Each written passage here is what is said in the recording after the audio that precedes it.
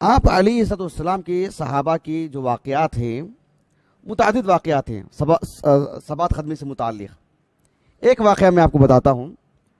احادیث کی کتابوں میں اگر آپ دیکھیں صحیح بخاری صحیح مسلم میں ایک حدیث آتی ہے جس کو حدیث ہرقل کہتے ہیں، جسے حدیث جبرائیل کہتے ہیں، حدیث البطاقہ کہتے ہیں، حدیث الغار کہتے ہیں، حدیث النجوہ کہتے ہیں.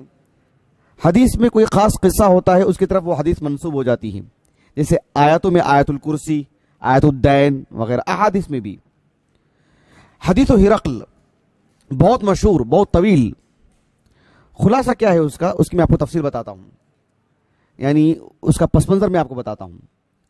بات ایسی ہے کہ آپ علیہ السلام تقریباً 6 ہجری کو جب اللہ کے رسول مدینے کو گئے، 6 ہجری کو آپ علیہ السلام عمرہ کرنے کی غرض سے صحابہ کو لے کر کے گئے. ہم جانتے ہیں کہ جو مکہ ہے اس کے حدود ہیں، باہر کا جو حصہ ہے اس کو کہتے ہیں الحل، اور وہ حدود کے اندر آنے کے بعد وہ جو مقام ہے وہ حرمت والا مقام ہے جسے حدود حرم کہتے ہیں. ان حدود میں سے ایک حد ہے جو حدیبیہ میں آتی ہے. حدیبیہ ایک مقام کا نام ہے، وہاں پر ایک حد ہے، اندر آئیں کہ وہاں سے حدود حرم میں آدمی داخل ہو جاتا ہے، جو جدہ کی روٹ پہ ہے آج. تو حدیبیہ وہاں جب پہنچے اللہ کے رسول تو وہاں روک دیا گیا. آپ کو مجھے وہ سب تفصیل سے نہیں بتانا ہے، سب جانتے ہیں. میرے موضوع سے متعلق جو بات میں وہی بتاؤں گا آپ کو. بہرحال کفار مکہ اور اللہ کے رسول صلی اللہ علیہ وسلم کے درمیان معاہدہ ہوا. کئی ایک معاہدات ہوئے، ایک صلح ہوئی. اللہ کے رسول واپس آ گئے مدینے کو. اس بات کو اپنے ذہن میں رکھیے گا. آپ جب اللہ کے رسول مدینے کو آئے، آپ جو عرب کا جو جغرافیہ ہے اس کو آپ سامنے رکھیں، یا جو لوگ مشاہدین ہیں یا بعد میں سنیں گے وہ اس درس کو سنتے ہوئے سامنے جغرافیہ بھی رکھیں. جغرافیہ اعتبار سے عرب کا جو یعنی جغرافیائی جو تصویر ہے وہ اپنے سامنے رکھیں. میپ جو ہوتا ہے آپ دیکھیں. جو مدینہ ہے وہ اوپر کا حصہ ہے، مکہ نیچے کا حصہ ہے. مکہ جنوب کی طرف آتا ہے عرب میں، مدینے کا جنوب ہے. آپ علیہ السلام جب مکے سے مدینے کو چلے گئے تو آپ کو گویا کہ ایک طرح سے راحت تھی کہ پیٹ پیچھے سے ابھی کوئی حملہ نہیں ہوگا، کیوں؟ صلح ہو چکی ہے، معاہدہ ہو چکا ہے. اب اللہ کے رسول نے آگے کی طرف قدم بڑھائے. خیبر مدینے سے بھی آگے ہے، اوپر کی طرف، شمال کی طرف، کیونکہ پیچھے سے راحت مل گئی نا. اب آگے بڑھے. اب یہاں پر غور کیجئے، آپ صلی اللہ علیہ وسلم جب خیبر کی طرف آگے بڑھے، خیبر میں یہود رہا کرتے تھے، تو خیبر کو جانے سے پہلے آپ علیہ السلام نے کئی ایک کام انجام دیے. مثلا مدینے سے اوپر کا جو حصہ ہے وہ خیبر کی طرف آتا ہے، اور جو دائیں جانب ہے وہ یمامہ یا آج کے دور میں ریاض کی طرف نکلتا ہے راستہ، نجد کی طرف، ریاض کی طرف. وہاں پر بنو انمار ایک قبیلہ رہتا تھا جو خانہ بدوش، کسی جگہ ٹھکانہ نہیں تھا ان کا، جہاں پانی وہاں رہ جاتے. لیکن وہ رہ کہ مسلمانوں کو تکلیف دے رہے تھے، تو اللہ کے رسول صلی اللہ علیہ وسلم نے صحابہ کی ایک جماعت کو وہاں بھیجا کہ آپ ان کے لڑائی مت کریں، بس مقابلہ کرتے رہیں، سامنا کرتے رہیں، انہیں بھگاتے رہیں. ایسا نہ ہو کہ ہم خیبر کی طرف جا رہے ہیں تو یہ اندر داخل ہو جائیں مدینے میں. یہ حکمت عملی اختیار کیا آپ نے.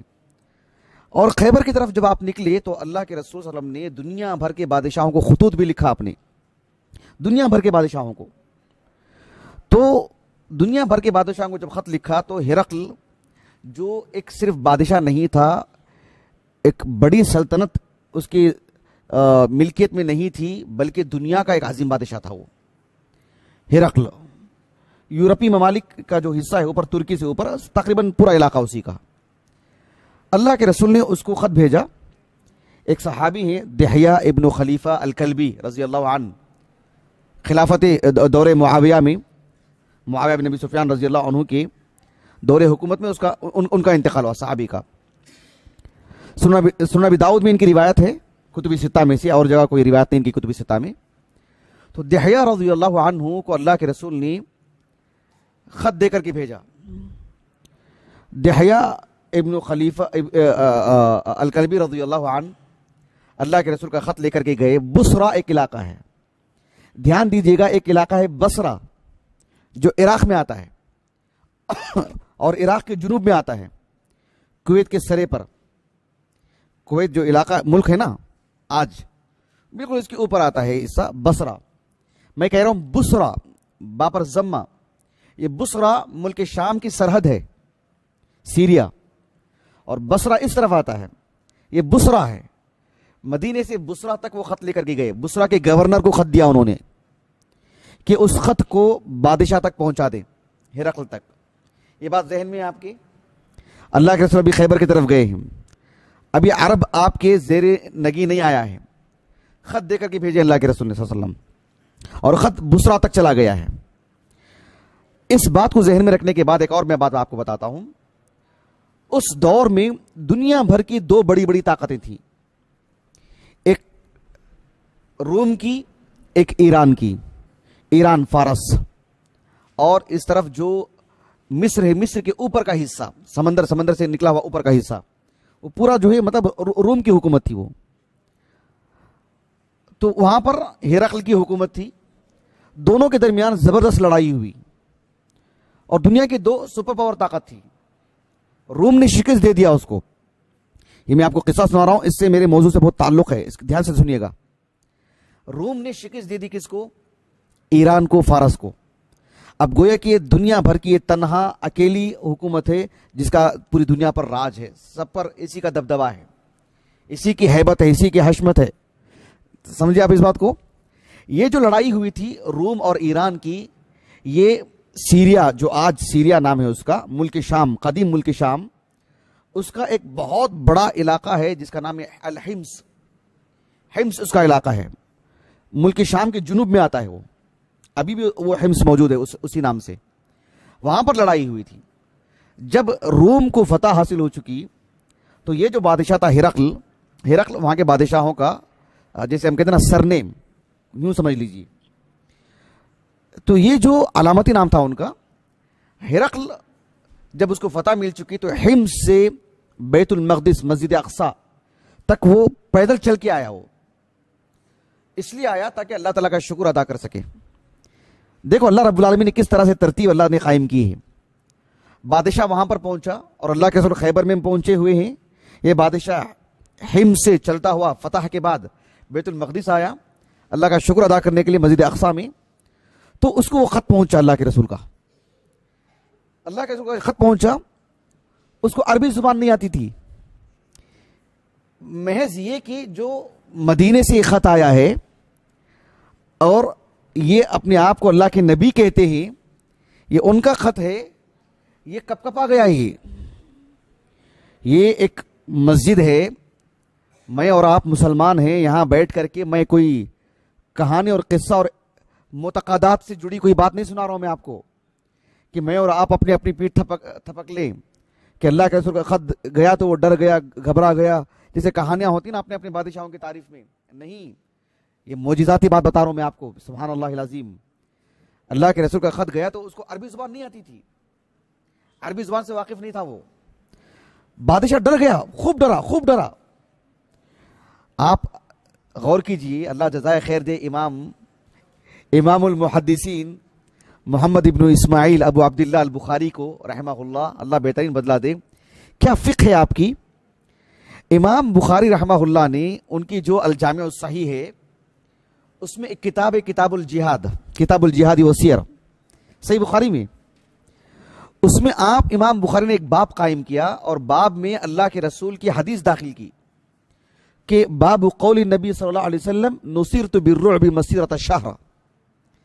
اللہ کے رسول کی جو معجزات ہیں اپنی جگہ پر، ساتھ میں 5 خصائص ایسے ہیں کوئی اور نبی اس میں شریک نہیں. اس میں سے ایک یہ بھی کہ 1 ماہ کی، 1 مہینے کی مسافت پر اللہ کے رسول کا دشمن اتنی دوری پر ہے کہ 1 مہینے کی مسافت مطلب وقت لگے گا طے کرنے کے لیے. اس کے دل میں اللہ تعالیٰ کا، اللہ کے رسول کا روب ڈال دیا ہے، آپ کا خوف، آپ کی دہشت ڈال دی ہے، آپ کا روب ڈال دیا ہے. سمجھ رہے اس بات کو؟ میں یہ بات کیوں بتا رہا ہوں؟ اللہ کے رسول صلی اللہ علیہ وسلم کی یہ حدیث امام بخاری نے باب میں قائم کیا، اور معروف حدیث ابی ہریرہ جو صحیح بخاری صحیح مسلم میں ہے، وہ حدیث داخل کی اس میں کہ اللہ کے رسول نے کہا کہ اعطیت خمسن، مجھے 5 چیزیں دی گئی نا، اس میں سے ایک نصرت بالرعب، یعنی 1 ماہ کی مسافت پر دشمن ہے، تبھی سے اس کے دل میں میرا ڈر اللہ نے ڈال دیا. دلچسپ بات یہ ہے کہ اس باب کے تحت امام بخاری نے ایک تو یہ حدیث لے کر کے آئے عموم نصرت بالرعب مسیرۃ شہر، اور پھر فوراً حدیث ہرقل میں لے کر کے آئے یہ بتانے کے لیے کہ اس کے دل میں کیسے خوف آیا. دیکھو سبحان اللہ، حدیث ہرقل بہت طویل حدیث ہے، اسے نہایت مختصر کر کے امام بخاری اپنی عادت امام بخاری کی، آپ کا منہج ہے کہ وہ 4 سطروں پر مشتمل اس حدیث کو لے کر کے آئے، اس کے دل میں جو خوف پیدا ہوا وہ بتانے کے لیے. سمجھ رہے اس بات کو آپ؟ سبحان اللہ العظیم. اللہ کے رسول کا جب خط پہنچا تو اس کو عربی زبان تو نہیں آتی تھی، اور ایک مملوک نہیں ہے، وہ ملک ہے وہ، اور دنیاوی اعتبار سے پوری دنیا پر فی الحال کا اس کے لیے ایک راج ہے ظاہری اسباب کے تحت. اور ایران کو ابھی اس نے شکست دی ہے تو کتنا جنون رہا ہوگا اسے فتح کا، کتنا غرہ رہا ہوگا اس کو. اور اللہ کے رسول ابھی صرف حدیبیہ میں صلح کر کے فتح حاصل کر کے نہیں، صلح کر کے آپ خیبر کی طرف نکلے ہیں. ابھی آپ کا کوئی خاص معاملہ نہیں رہا ہے، آپ کے اس خط نے اتنا ہلا کے رکھ دیا اس کو. اللہ اکبر کبیرہ. غور کر رہے ہیں آپ اس بات کو؟ ایک فاتح کو، اور دنیا کے سب سے عظیم بادشاہ کی میں بات کر رہا ہوں آپ کو، عظیم الروم. ایک اور قابل غور بات، اب بادشاہ کے پاس جب خط پہنچا تو اس کو تو عربی زبان نہیں آتی تھی نا. اس نے فوراً اپنے وزراء سے کہا کہ ہمارے آس پاس جو بھی مل جائیں جن کو عربی زبان آتی ہو ہمارے دربار میں پیش کرو، جو بھی مل جائیں. اب تلاش میں نکلے اس کے کارندے کہ عربی زبان جاننے والے کون ہیں. اب قابل غور بات یہاں ایک یہ بھی ہے کہ جب حدیبیہ میں صلح ہوئی نا 6 ہجری کو، صلح ہونے کے بعد ابو سفیان جو مکے کی حالت بہت خراب ہو گئی تھی. کیوں؟ اس لیے کہ جب اللہ کے رسول صلی اللہ علیہ وسلم مکے سے مدینے کو آئے تو آپ کو یاد ہونا چاہیے، اور کسی کے علم میں یہ بات نہیں ہے تو ایک مرتبہ مراجعہ کر لیں، کوئی بھی سیرت کی کتاب لے کر کے چھوٹی موٹی. بدر کے موقع پر آپ صلی اللہ علیہ وسلم نے ابو سفیان کے قافلے کو حاصل کرنا چاہا نا، لیکن وہ بچاتے نکل گئے. لیکن بدر میں، احد میں، یہ سب ان کو جو شکست ہوئی ہے، ان 4-5 سال کے اندر مکے کا کوئی بھی قافلہ تجارت کے لیے ملک شام نہیں جا سکا، مدینے میں مسلمان ہونے کی وجہ سے. راستے ان کے لیے روک رکھے تھے ان کو، جس کی وجہ سے اتنی کمر ٹوٹ گئی تھی ان کی. ابن حجر رحمہ اللہ نے فتح الباری میں حدیث ہرقل کی شرح کرتے ہوئے محمد ابن اسحاق رحمہ اللہ کی المغازی کے حوالے سے لکھا ہے، چونکہ ان کی کتاب اصلاً ہمارے پاس نہیں ہے. اس کتاب کے حوالے سے ابو سفیان کا قول نقل کیا ہے، جو وہ امام زہری رحمہ اللہ کے حوالے سے لکھے ہیں، کہ ابو سفیان نے کہا کہ وَكَانَتِ الْحَرْبُ قَدْ حَسَبَتْنَا، کہ ہمارے اور محمد کے درمیان صلی اللہ علیہ وسلم جو جنگیں ہوئی نا، بدر، احد، خندق وغیرہ، ان جنگوں کی وجہ سے ہمارا قافلہ کبھی گیا ہی نہیں ملک شام کی وجہ سے. وَكَانَتِ الْحَرْبُ قَدْ حَسَبَتْنَا، یعنی ہمارے درمیان اتنی بری حالت ہو گئی تھی کہ ہم کو خلاش کر کے رکھ دیا گیا ہے، ہم مفلس ہو کر کے رہ گئے. ایسے معلوم ہوتا ہے کہ قحط سالی ہے، معاشی اعتبار سے کمر ٹوٹ گئی ہماری. اب حدیبیہ میں صلح ہونے کے بعد ابو سفیان نے ایک قافلہ تیار کر کے 30 لوگوں پر مشتمل لوگوں کو لے کر نکلے ملک شام تجارت کے لیے. حدیبیہ کے بعد اللہ کے رسول صلی اللہ علیہ وسلم خیبر کی طرف نکلے اور یہ قافلہ لے کر ملک شام گئے ابو سفیان تجارت کے لیے، کیوں مکہ مان پڑ چکا تھا تجارت میں. سمجھے اس بات کو آپ؟ جب ابو سفیان تجارت کے لیے ایک قافلہ لے کر کے نکلے 30 لوگوں کا، اور مدینے سے ہوتے ہوئے گئے، مدینے کے اندر سے نہیں، ساحلی علاقے سے، اور کوئی پکڑ دکڑ کی بات نہیں تھی، صلح ہو چکی ہے. اب آرام سے نکلے اور فلسطین گئے. ایک وہیں پر تھے، غزہ ایک علاقہ ہے فلسطین میں جو چند سال پہلے کافی حادثات کا شکار ہو گیا تھا، ابھی بھی اثرات ہیں اس کے، جو مقبوضہ اسرائیل میں، فلسطین میں ہے، وہ اسرائیل میں ابھی فی الحال ساحلی علاقہ ہے. وہاں پر یہ تجارت میں مشغول تھے ابو سفیان اور ان کے ساتھ 30 لوگ. اچانک دیکھتے ہیں کہ کچھ لوگ وزراء جو سپاہی ہیں وہ آئے، آ کر کے ان کو گھیر لیا گیا، ان کو ابو سفیان کو اور 30 لوگوں کو. جب ان کو معلوم ہوا کہ یہ لوگ تہامہ کے لوگ ہیں، تہامہ سے مراد یہی مکے کے لوگ ہیں، ان کو گرفتار کر لیا گیا اور کہا کہ آپ کو بادشاہ کے پاس جانا ہے. بادشاہ کی بے چینی دیکھو اس خط کو پڑھنے کے لیے، پھینک بھی سکتا تھا نا، وہ کسی کا خط آیا ہوگا، لیکن بے چینی دیکھو، اتنے دن ہو جا رہے ہیں لیکن اس کو اطمینان نہیں ہے کہ خط میں کیا ہے. 30 لوگوں کو پکڑ کر لایا گیا دربار میں. بادشاہ نے کہا کہ جن کا خط میرے پاس آیا ہے، ساری تفصیلات بتانے کے بعد تم میں سے کون سب سے قریبی ہیں نسب کے اعتبار سے، وہ میرے پاس آ جائیں، ان سے مجھے گفتگو کرنی ہے. اور وہ آ گئے. وہ اب ابو سفیان سے انہوں نے کئی سوالات کیے، چبھتے ہوئے سوالات، نازک ترین سوالات۔ غور طلب بات ہے، اللہ کے رسول کہاں ہیں فی الحال صلی اللہ علیہ وسلم؟ خیبر میں، ابھی خیبر فتح نہیں ہوا ہے، جبکہ یہاں پر ابو سفیان ہرقل ایک بادشاہ ہے اور ایک عظیم بادشاہ ہے، عظیم الروم، دنیا کی ایک بڑی طاقت۔ ابو سفیان جو برسہ برس اللہ کے رسول کے مقابل رہے ہیں صلی اللہ علیہ وسلم، کوٹ کوٹ کے بھری ہے دشمنی، خوب درد ہے ان کو اپنی قوم سے متعلق، اللہ کے رسول سے جو ان کے معاملات ہوئے ہیں صلی اللہ علیہ وسلم۔ اس کے باوجود بھی گویا کہ ایک مکالمہ ہو رہا ہے، اللہ کے رسول صلی اللہ علیہ وسلم اور ابو سفیان کے درمیان بات چیت ہو رہی ہے۔ موضوع ہے اللہ کے رسول کی سیرت، موضوع ہے آپ پر ایمان لانے والوں کا کردار کیا ہے، موضوع ہے اس مذہب کی تعلیمات کیا ہیں، موضوع سب یہی، ایک بھی مسلمان نہیں ہے وہاں پہ، سب کفار، سائل بھی، مجیب بھی، حاضرین بھی، مشارکین بھی، وزراء بھی، سب کے سب، کوئی مسلمان نہیں ہے۔ اور سمجھ رہے ہیں اس بات کو؟ صداقت دیکھیے اسلام کی، سبحان اللہ العظیم۔ جبکہ رسول اللہ صلی اللہ علیہ وسلم ابھی کہاں پر ہیں؟ خیبر میں ہیں۔ حبشہ سے صحابہ کی ایک جماعت نکلی ہوئی ہے مدینے کو آنے کے لیے، کئی لوگ، آپ غور کر رہے ہیں اس بات کو؟ ابھی حالات اتنے سنگین ہیں کہ جو ہے وہاں پر جو مکالمہ ہو رہا ہے، کس قدر عجیب و غریب باتیں ہو رہی ہیں اللہ کے رسول سے متعلق۔ آپ علیہ الصلوۃ والسلام سے متعلق متعدد سوالات کیے۔ ابھی جو آپ علیہ الصلوۃ والسلام کی سیرت کو جو 40 سالہ دور ہے نبوت سے پہلے کا، اس کو پڑھنے کی کتنی اہمیت ہے، میں نے بتایا تھا آپ کو حدیث ہرقل سے 2 مثالیں دے کر کے۔ ایک اور مثال میں آپ کو بتاتا ہوں آج۔ ابو سفیان تقریباً 20 پر 3 سوال کیے، اس میں کتنے؟ تقریباً 23 سوالات۔ اس میں سے ابو سفیان نے، بادشاہ ہرقل نے ابو سفیان سے جو سوالات کیے ہیں، ایک سوال وہ بھی ہے جو آج ہمارے موضوع سے متعلق ہے۔ ہمارا موضوع کیا ہے آج کا؟ اسلام کی نشر و اشاعت اور لوگوں کے قبول اسلام کا ایک عظیم سبب، اسلام پر مسلمانوں کا صبر و ثبات، مسلمانوں کی ثبات قدمی۔ بادشاہ نے جو کئی سوالات کیا ابو سفیان سے، ایک سوال یہ بھی کیا، فَهَلْ يَرْتَدُّ أَحَدٌ مِّنْهُمْ فَهَلْ يَرْتَدُّ أَحَدٌ مِّنْهُمْ سَخْطَةً لِدِينِهِ بَعْدَ أَن يَدْخُلَ فِيهِ، کہ ان میں سے کوئی بھی شخص، یعنی محمد پر جو لوگ ایمان لائے ہیں صلی اللہ علیہ وسلم، کون؟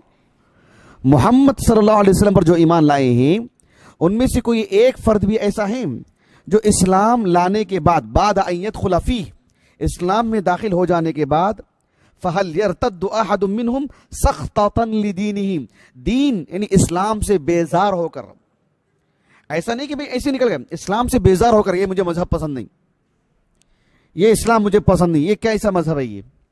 سخطتاً، سخطہ کے معنی آتے ہیں صرف ناراض ہونا نہیں، یعنی کسی چیز کو، مطلب ایک ہوتا نا کہ ایک بڑا شخص چھوٹے پہ کیسے ناراض ہوتا ہے، اسی لیے مطلب جیسے کہ اپنے اختیارات کے اعتبار سے یہ مجھے نہیں چاہیے دین۔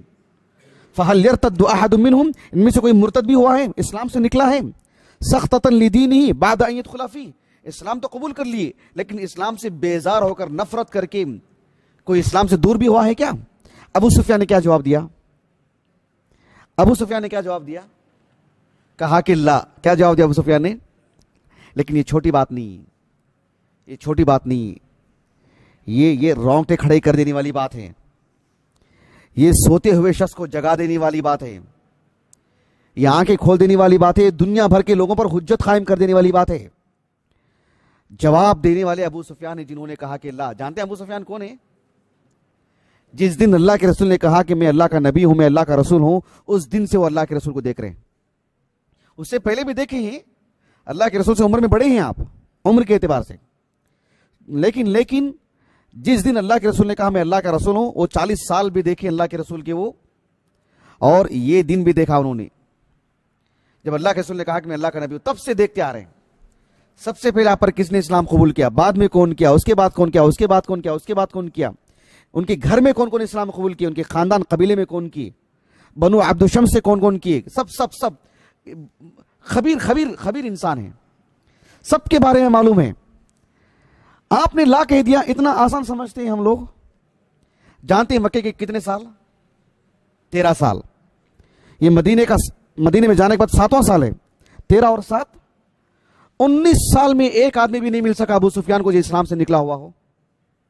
19 سال. 3 دن کا کورس کی بات نہیں کر رہا ہوں میں آپ کو, 3 دن کا دورہ جو بولتے ہیں نا, ایسا نہیں بھائی, معمولی بات ہے. 19 سال. ہم ایک مدرسے میں پڑھتے ہیں 8 سال, مزید تعلیم حاصل کرتے کتنے صاحب. 19 سال کا اندازہ لگائے انسان کی عمر کا کتنا بڑا حصہ ہے. 19 سال, میں بار بار بتا رہا ہوں آپ کو, 19 سال. 19 سال کی مدت میں جو ایسا بھی نہیں ہے کہ وہ بہت دور رہے ہوں. 13 سال مکہ کتنا رہا ہے. مسجد حرم جو آج ہے وہ مکہ ہے کسی دور کا. یہاں سے وہاں دیکھیں گے تو پورا مکہ نظر آ جاتا تھا اس دور میں. 13 سال میں, اور مدینے کے 7 سال ہو گئے ہیں. کئی لوگ مکے میں بھی موجود تھے اس وقت مسلمان, اور مدینے سے متعلق بھی انہیں ایک خبر نہیں مل سکی ان کو 19 سال میں. ورنہ ابو سفیان جھوٹ کہا کیا؟ ابو سفیان کو ڈرنے کی کیا ضرورت ہے؟ حالانکہ بادشاہ ہرقل ہے, اس کو کہہ سکتے تھے 19 سال کی دشمنی نکال کر کے, ہاں وہ ایسے ہیں, وہ ایسے ہیں, وہ ایسے ہیں, تم ان کو ختم نہیں کرو گے تو تمہارے لیے بھڑکا سکتے تھے نا, ورغلا سکتے تھے نا. سچ بولنے کی کیا ضرورت, کیسے بھی کر کے کر سکتے تھے نا. چھوٹی موٹی بات نہیں ہے, بہت بڑی بات ہے یہ. ابو سفیان نے 19 سال دیکھا, مردوں کو دیکھا, عورتوں کو دیکھا, اپنے دین کی حفاظت کے لیے اپنی جان سے زیادہ عزیز والدین کو, بیوی کو, شوہر کو, بچوں کو, اپنے مکان کو, علاقے کو چھوڑ کر کے صحابہ حبشہ گئے. دیکھا تھا نا ابو سفیان نے, دوسری مرتبہ بھی گئے, وہ بھی دیکھا تھا نا کس طرح سے بلال کو ستایا گیا, کس طرح سے سمیہ کو, ان کے گھرانے کو رضی اللہ عنہ ستایا گیا. سب دیکھا نا انہوں نے.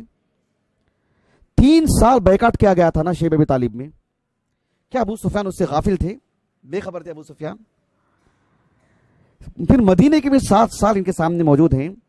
ان سب چیزوں سے سب خبیر آدمی, سب کچھ ہونے کے بعد کہا کہ لا, نہیں, ایک آدمی بھی نہیں, ایک مثال نہیں مل سکے ابو سفیان کو. اللہ اکبر.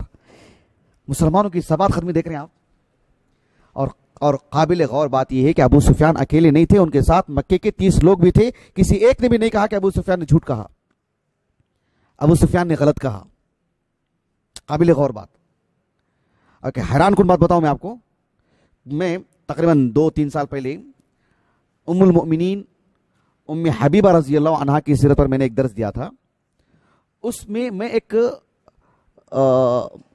شق یہ بھی بیان کیا تھا, ایک جز, کہ ام المؤمنین ام حبیبہ رضی اللہ عنہا کے جو پہلے شوہر ہیں عبیداللہ ابن جحش, جو ام حبیبہ رضی اللہ عنہا کے ساتھ ہجرت کر کے حبشہ گئے تھے, سابقین اولین میں سے ہیں وہ, اور حبشہ میں وہ وفات بھی پائے. کچھ ایسی روایات ملتی ہیں جس میں یہ بات ملتی ہے کہ وہ مرتد ہو گئے تھے, نصرانی بن گئے تھے, وہ نصرانی ہو گئے تھے. میں نے اللہ کے فضل و کرم سے بہت تفصیل سے میں نے شیخ عبداللہ العوشن کی کتاب ما شاء ولم یثبت فی السیرہ النبویہ کے حوالے سے میں نے آپ کے سامنے اس بات کو رکھا تھا کہ یہ ایک من گھڑت بات ہے. وہ مرتد قطعاً نہیں ہوئے, وہ صحابی ہیں, وہ اسلام پر ان کی موت ہوئی ہے, اسلام پر وفات پائے وہ رضی اللہ عنہ. تفصیل یوٹیوب پہ موجود ہے اور اس کو الگ سے کٹنگ بھی کی گئی ہے, سن سکتے ہیں. مجھے یہاں کیا بتانا ہے, وہ سندن بھی ضعیف روایت ہے. وہ متن کے اعتبار سے بھی ابو سفیان سے جب پوچھا گیا فَهَلْ يَرْتَدُّ أَحَدٌ مِّنْهُمْ سَخْطَةً لِدِينِهِ بَعْدَ أَن يَدْخُلَ فِيهِ, ابو سفیان تو کہہ سکتے تھے نا کہ کون ہوئے نہیں ہوئے مجھے تو پتا نہیں ہے, میرے گھر میں ہوا یہ حادثہ, کہہ سکتے تھے نا وہ. ارے میرے داماد کا قصہ ہے, میرا داماد مرتد ہوا, نکل چکا ہے وہاں سے, نصرانی بنا میرا داماد. میں اس پر اللہ کا شکر ادا کرتا ہوں کہ جو ہے وہ اسلام پر نہیں مرا. اور ایک زندہ مثال میں آپ کو میرے گھر کی دیتا ہوں, کس کے گھر میں کیا کیا ہوا مجھے کیا معلوم. بول سکتے تھے نا. کہا کہ لا, کوئی مثال ہی نہیں, اپنے گھر سے متعلق ہو نہیں تو اور کون خبیر ہیں بتائیے آپ. کہا کہ کوئی نہیں. یہ ایک بہت بہت عظیم شہادت ہے. ایک دلچسپ اور ایک حیران کن بات یہ بھی ہے کہ ابو سفیان سے اس بادشاہ ہرقل نے فوراً ایک سوال کیا کہ فَهَلْ يَغْدِرُ, کیا یہ دھوکہ بھی دیتے ہیں, انہیں وعدہ کر کے مکر جاتے ہیں. ابو سفیان کے سامنے پھر بھی 19 سال ہیں, 19 سال کی تاریخ سامنے رکھ کر کے کہا کہ لا, کبھی ایسا نہیں ہوا ہے. لیکن ابو سفیان نے ایک جملہ ضرور رکھا وہاں پہ جس سے ان کے دل کو تھوڑی سی راحت ملی. انہوں نے کہا کہ وَنَحْنُ مِنْهُ فِي مُدَّةٍ لَا نَدْرِي مَا هُوَ فَاعِلٌ فِيهَا, کہ ابھی ابھی ہماری حدیبیہ میں صلح ہوئی ہے 1 سال پہلے. اب ہم کو نہیں معلوم ہے کہ وہ آگے کیا کریں گے, پتہ نہیں وہ اس پر قائم رہتے کہ نہیں قائم رہتے. اہل مکہ 2 سال بھی قائم نہیں رہ سکے. 10 سال کا تھا نا معاہدہ, وہ معاہدہ 10 سال کا تھا, 2 سال بھی قائم نہیں رہ سکے. نہیں, اسی لیے تو فتح مکہ واقع ہوئی, اسی لیے تو مکہ جانا پڑا. اور فتح مکہ تو اسی صورت میں, اسی نتیجے میں تو واقع ہوئی نا, کہ انہوں نے غدر کیا, دھوکہ کیا انہوں نے. اسی لیے تو اللہ کے رسول نے راز میں رکھ کر کے پوری صحابہ کی جماعت کو لے کر کے نکلے نا مکہ فتح کرنے کے لیے, ہے کہ نہیں؟ قابل غور بات ہی نہیں ہے. لیکن جب ابو سفیان سے سوال کیا کہ فہل یقدر, کہا کہ اب تک تو نہیں کی, کہا کہ لا, لیکن ایک جملہ ضرور کہہ دیا انہوں نے, کہا کہ وَنَحْنُ مِنْهُ فِي مُدَّةٍ لَا نَدْرِي مَا هُوَ فَاعِلٌ فِيهَا. ایک صلح ہو چکی ہے 10 سال کی مدت کے لیے, اب پتہ نہیں ہے آگے کیا کریں گے, ہو سکتا ہے دھوکہ دے دے, یہ کہنا مقصود ہے ان کو. اور جانتے ہیں ابو سفیان نے کیا کہا؟ ابو سفیان نے کہا وَلَمْ تُمْكِنِّي كَلِمَةٌ أُدْخِلُ فِيهَا شَيْئًا غَيْرُ هَذِهِ الْكَلِمَةِ. یعنی جتنی بھی باتیں, جتنے بھی سوالات میرے سامنے آئے ہیں, بس ایک زہر آلود جملہ یہی کہنے کی میں جرات کر سکا, اسی کی مجھے کچھ گنجائش مل سکی. وَلَمْ تُمْكِنِّي كَلِمَةٌ, کسی اور کلمے کو مجھے موقع نہیں ملا کہ کچھ کہہ سکوں محمد کے خلاف.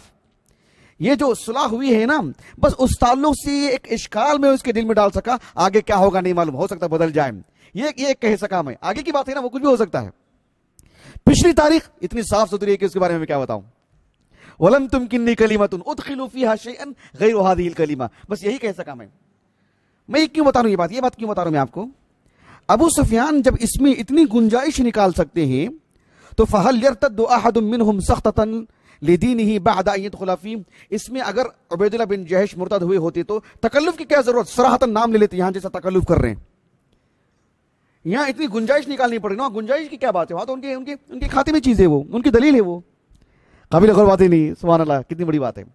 تو کہنے کا مقصود یہ ہے کہ صحابہ کی ثبات قدمی کو کیسے بیان کیا گیا. دیکھو, جبکہ اللہ کے رسول کی ابھی جزیرت العرب میں مطلب آپ کی ریاست قائم نہیں ہوئی, جزیرت العرب میں, اور وہ ہرقل ہے, عالمی سطح کا نمبر 1 بادشاہ. اس کے سامنے یہ صورتحال, کوئی مسلمان نہیں, وہ کچھ بھی کر سکتا ہے, فوج کو وہیں سے وہیں پھیر سکتا ہے. لیکن سبحان اللہ العظیم, ابو سفیان نے کتنی صداقت سے کام لیا. دیکھیے, اور بات صرف بات یہاں ابو سفیان کی صرف تعریف کی نہیں, جتنی ابو سفیان کی تعریف کی بات کیوں ہے بولیے. ابو سفیان کی صرف اتنی تعریف ہے وہاں پر کہ انہوں نے سچ کہا. اصل تعریف کس کی ہے, اصل تعریف کس کی ہے؟ آپ سنیں گے صحابہ کی. ایک مثال نہیں مل سکی ان کو, 19 سال میں ایک مثال نہیں مل سکی. تعریف کس کی؟ مطلب ابو سفیان نے کمال یہ کیا باذن اللہ تعالی, سچ کہا. سچ کیوں کہا؟ جو تھا وہ سنایا نا انہوں نے. تو اصل تعریف کس کی؟ اصحاب رسول کی. اللہ نے کہا اولئک هم المؤمنون حقا